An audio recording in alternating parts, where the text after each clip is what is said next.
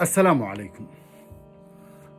يحكى بأن أعرابيا كان يسكن بجوار الحسن بن علي رضي الله عنهما، فأصابه فقر شديد، فقالت له زوجه: ألا تذهب إلى الحسن فوالله ما عهدناه يرد سائلا.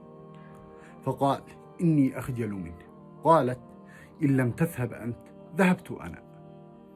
فكتب إليه رسالة وأرسلها إليه يقول فيها: لم يبقى عندي ما يباع ويشترى، يكفيك رؤية مظهري عن مخبئي، إلا بقية ماء وجه صنته عن أن يباع وقد وجدتك مشتري.